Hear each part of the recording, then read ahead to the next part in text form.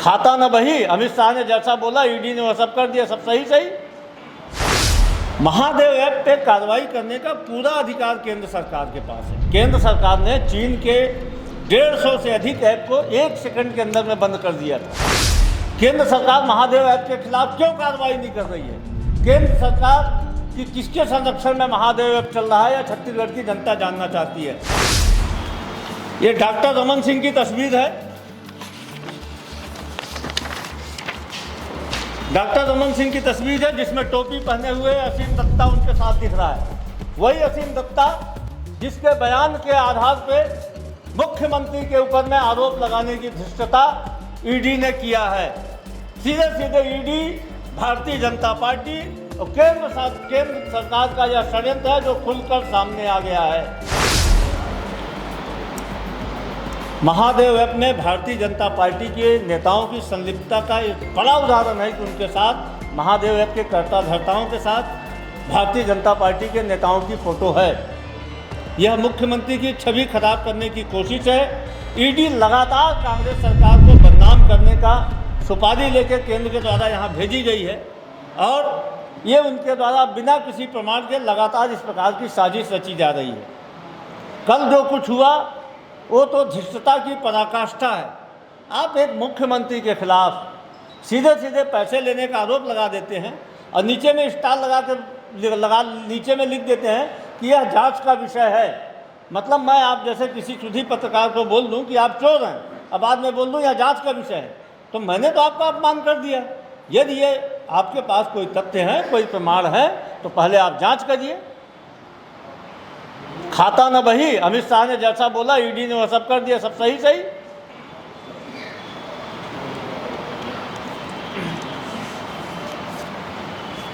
Mahadev app पे कार्रवाई करने का पूरा अधिकार केंद्र सरकार के पास है। केंद्र सरकार ने चीन के 150 से अधिक ऐप को 1 सेकंड के अंदर में बंद कर दिया था। पिछले कई साल से, 1-1.5 साल से महादेव ऐप के खिलाफ लगातार कार्रवाइयाँ हो रही हैं। केंद्र सरकार को लिखा गया, बोला गया, मुख्यमंत्री ने प्रेस कॉन्फ्रेंस करके बोला कि महादेव ऐप के खिलाफ कार्रवाई होनी चाहिए। केंद्र सरकार महादेव ऐप के खिलाफ क्यों कार्रवाई नहीं कर रही है? केंद्र सरकार की किसके संरक्षण में महादेव ऐप चल रहा है, या छत्तीसगढ़ की जनता जानना चाहती है। और जो पैसा भिलाई में जब्त हुआ है, यह भी केंद्र सरकार के इशारे पे भारतीय जनता पार्टी के नेताओं तक पहुंचाने के उद्देश्य से पहुंचा पैसा आया था। ये हमारा सीधे सीधे आरोप है। केंद्र सरकार सक्षम है। प्रधानमंत्री बड़ी बड़ी बात करते हैं, छत्तीसगढ़ में आके दुबई में बैठे हुए सरगना की बात करते हैं। आप भारत के प्रधानमंत्री हैं, आप में इतना साहस नहीं है कि एक सटोजिया किंग को आप दुबई से उठा के भारत ले आ पाएँ। भारत के दुबई के साथ हमारी प्रत्यावर्तन संधि है। जब चाहे तब केंद्र सरकार कॉलर पकड़ के उसे ला सकती है, लेकिन लाया क्यों नहीं जा रहा है? किस लिए नहीं लाया जा रहा है? क्योंकि आपकी उसके साथ मिली भगत है। आप छत्तीसगढ़ के चुनाव को दिशाहीन करने के उद्देश्य से यह षड्यंत्र रच रहे हैं। और हमारी सरकार ने महादेव ऐप के मामले में क्या क्या किया है, मैं पूरे तथ्य आपको दूंगा लिखित में, और पूरे तथ्य आपके सामने रख भी रहा हूँ। महादेव ऐप चलाने की जैसे जानकारी छत्तीसगढ़ पुलिस को मिली, बड़े पैमाने पर छत्तीसगढ़ पुलिस ने, देश में अकेले छत्तीसगढ़ पुलिस है जिसने अपराधियों के खिलाफ कार्रवाई किया। यही नहीं, छत्तीसगढ़ की पुलिस जब अपराधियों के खिलाफ कार्रवाई करने जाती है तो भारतीय जनता पार्टी की दूसरे राज्य की पुलिस, उत्तर प्रदेश की पुलिस नोएडा में छत्तीसगढ़ की पुलिस के ऊपर में धारा 365 के तहत मुकदमा दर्ज कर लेती है। इतना बड़ा ज़्यादा संरक्षण है, इतना पैसा महादेव ऐप का भारतीय जनता पार्टी की केंद्र सरकार में बैठे हुए लोगों, भारतीय जनता पार्टी के नेताओं के पास जाता था।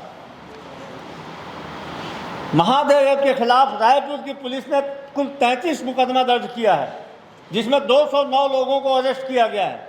90 लैपटॉप जब्त किए गए, 410 मोबाइल फ़ोन जब्त किए गए, 210 ATM कार्ड जब्त किए गए, 1.36 मतलब 1.36 करोड़ पैसे जब्त किए गए, करोड़ों की संपत्ति जब्त की गई, 18.5 लाख रुपए अलग कैश जब्त किया गया। लगभग 1.5 करोड़ रुपए छत्तीसगढ़ की रायपुर की पुलिस ने जब्त किया और 710 बैंक अकाउंट को सीज किया रायपुर की पुलिस ने। दुर्ग की पुलिस ने 26 केस दर्ज किया है महादेव ऐप पे। भूपेश बघेल की सरकार की कार्रवाई मैं आपके सामने रखता हूँ। 194 लोगों को अरेस्ट किया गया, 78 लैपटॉप जब्त किए गए दुर्ग पुलिस के द्वारा, 371 मोबाइल फोन जब्त किए गए, 2 करोड़ रुपए जब्त किए गए और लगभग 231 बैंक अकाउंट को सीज किया गया। ये हमारी कार्रवाई है। बिलासपुर पुलिस ने 9 कार्रवाइयाँ की हैं, जिसमें 29 लोगों को अरेस्ट किया गया है। 23 laptop, 79 mobile, 10 ATM card, 20 lakh और 18 लाख कुल 12.60 करोड़ रुपए बैंक में जब्त किए गए बिलासपुर पुलिस के द्वारा। जगदल पुलिस ने एक कार्रवाई किया है, जिसमें 4 लोगों की अरेस्टिंग हुई है, 5 मोबाइल जब्त हुए हैं, 1 लाख रुपए जब्त हुआ है। अंबिकापुर पुलिस ने 3 कार्रवाई की है, जिसमें 13 लोगों की गिरफ्तारी की गई है, जिसमें 1.25 लाख रुपए जब्त किए गए हैं। टोटल 72 केस में 449 लोगों की गिरफ्तारी छत्तीसगढ़ की पुलिस ने किया है। बड़ी बेशर्मी पूर्वक जो लोग महादेव ऐप में स्वयं संलिप्त हैं, जिनकी तस्वीर सामने आ रही है, वो कांग्रेस सरकार के मुखिया के ऊपर आरोप लगाने की धृष्टता कर रहे हैं। यह सीधे सीधे छत्तीसगढ़िया मुख्यमंत्री को बदनाम करने की साजिश है। यह सीधे सीधे छत्तीसगढ़ के लोकप्रिय मुख्यमंत्री की छवि खराब करने की साजिश है। ये डॉक्टर रमन सिंह की तस्वीर है। डॉक्टर रमन सिंह की तस्वीर है, जिसमें टोपी पहने हुए असीम दत्ता उनके साथ दिख रहा है। वही असीम दत्ता जिसके बयान के आधार पे मुख्यमंत्री के ऊपर में आरोप लगाने की धृष्टता ईडी ने किया है। सीधे सीधे ईडी भारतीय जनता पार्टी और केंद्र सरकार का यह षड्यंत्र है, जो खुलकर सामने आ गया है।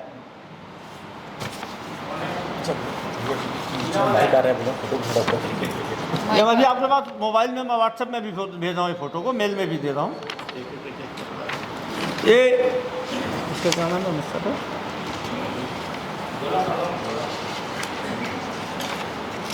ये असीम दत्ता की फोटो है, जो पार्षद मिश्रा के साथ है।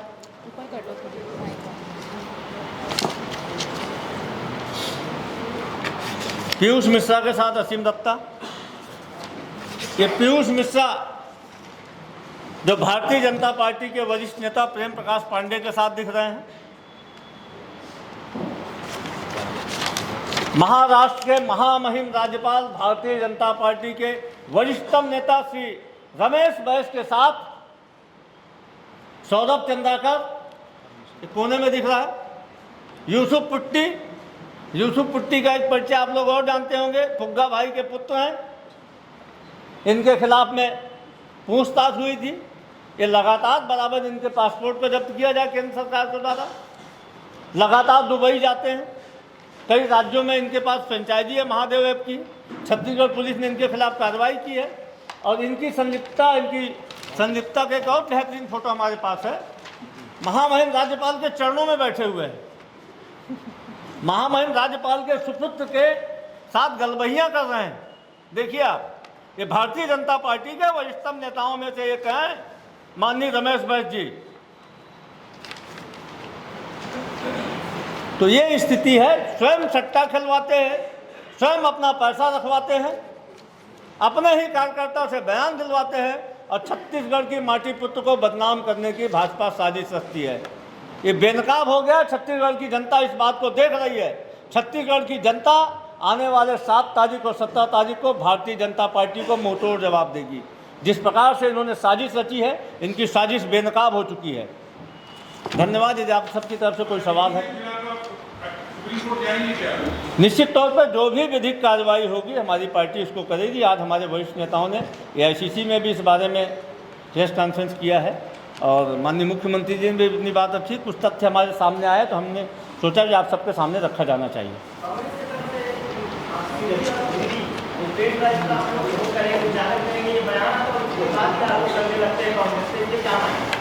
सीधी सीधी बात है कि डरते हैं। कल 2 घोषणा पत्र भारतीय जनता पार्टी ने जारी किया। एक अमित शाह ने जारी किया, दूसरी अमित शाह की विंग ईडी विंग ने जारी किया। आज इस मामले को हमारी प्रभारी जी ने कहा कि हमारे पास सारे तथ्य हैं, आपको प्रेस कॉन्फ्रेंस करके करना चाहिए। तो राधिका जी के निर्देश पे हम सब ने इस प्रेस कॉन्फ्रेंस को किया। आप सबकी तरफ से और कोई सवाल है?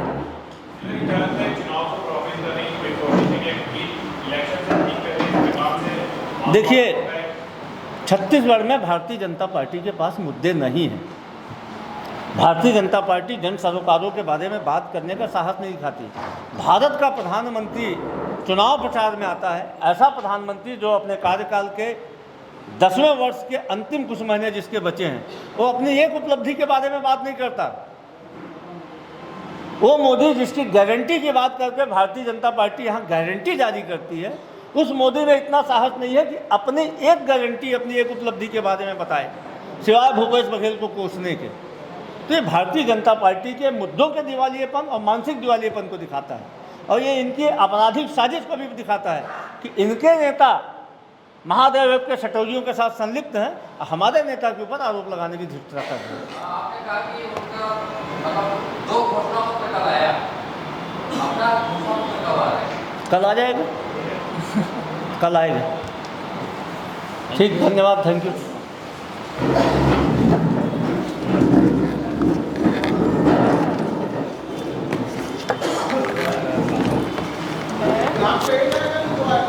हैं? एक ही आएगा। हमको इस बारे में बोलने का आदेश प्रभारी जी ने दिया है।